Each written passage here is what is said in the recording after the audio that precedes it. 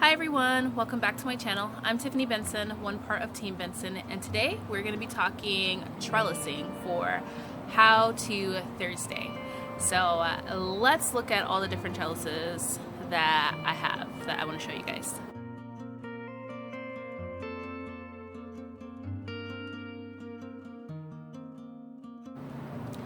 Now before we really get into it, I want to remind everybody, don't forget to subscribe. We've gotten a lot of new subscribers. For those of you guys that are new, I'm Tiffany. I garden here in Zone 9B in the Arizona desert in the city.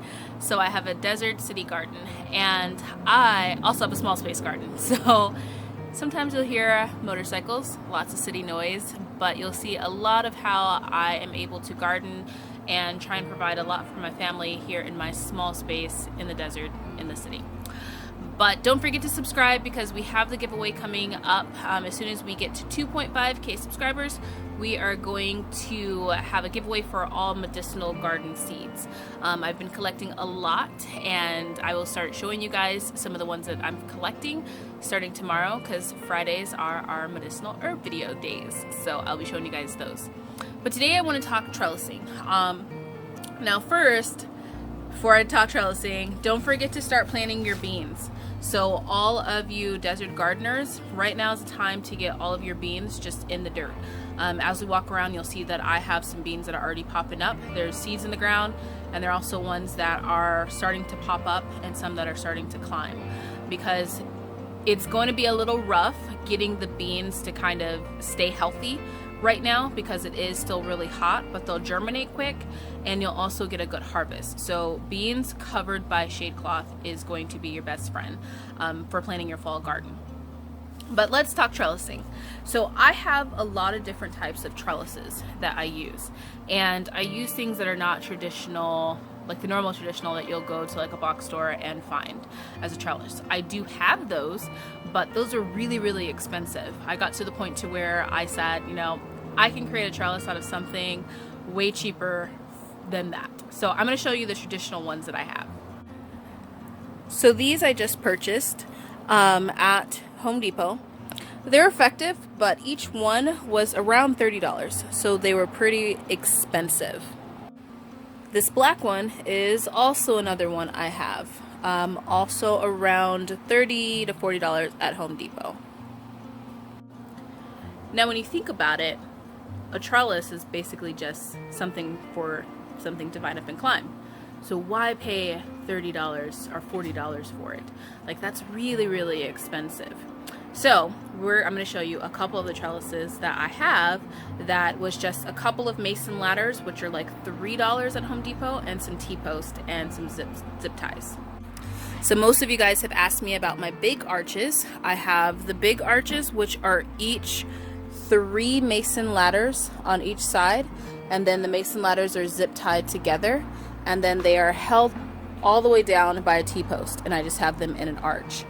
I also have the smaller one, which my midget cantaloupe is growing up, but this is 2 mason ladders just put together, and then they are just formed into an arch and then zip tied down with zip ties. And I do have this one on a video, so I can put that video down below. Now both of my arches all together cost somewhere around, the patio one maybe cost around $10, and the big arches cost about the same. The pots were probably the most expensive part about putting those together. Now the arches provide space, like a really tall space, especially when you have a small space garden. Giving yourself as many places that you can grow up and over really help with those long vining crops. And instead of buying something that's really expensive, you can just easily grab some metal pieces that bend them together. Most people use cattle panels. I can't use cattle panels because they're too wide, but mason ladders, they work perfect, and they'll be able to bend the way that you need them to bend, and you can have them form any shape and at any height that you need to as well. The other thing that I really love is, grab it here, chicken wire. Now chicken wire, especially with a staple gun, is how I'm going to be able to grow things up these posts. I'm going to show you what I have planted in the bricks so that you can see what's going to be growing up. So in each one of my bricks, I have some Malabar spinach, and the Malabar spinach are going to grow up these long wood pieces. Now, one of the ways I'm going to get the Malabar spinach to grow up those long pieces is by attaching chicken wire to these big wood pieces to where it makes it easier for them to climb. Now, chicken wire is a lifesaver for anybody that needs to grow vining vegetables. I grow snow peas up this one here, which is just basically 3 poles and some chicken wire wrapped around it, and they grow amazingly. There's enough space in them to where it's spaced out enough to where things can climb up it, and you don't really have to help it climb up it. And if you do, you can just take a couple of ties and tie it around like a tomato plant or anything like that. But it lets things grow up a panel or up a post, and it makes life so much easier, and it's cheap. You can get a big roll of chicken wire for maybe around $5-6 and a staple gun and just staple it, or just zip tie it all together. Now, one of the other things too you want to consider is sometimes you just need things to be condensed.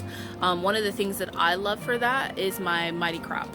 I'm going to show that to you guys right now, and also we have a promo coded Mighty Crop so that you can get a percentage off, so I'll put that down below too as well. So this is a Mighty Crop. It takes up very little space, and all you have is a center pole, and then you just attach the Mighty Crop wherever you want it, and then your vines go right here in between these. So we can take a tomato plant that would normally take a giant tomato cage that would take up a whole lot of space to something this small and condense the whole tomato plant right in here. And you can add just as many as you want, and then also just put the vines in so it keeps the vines all together.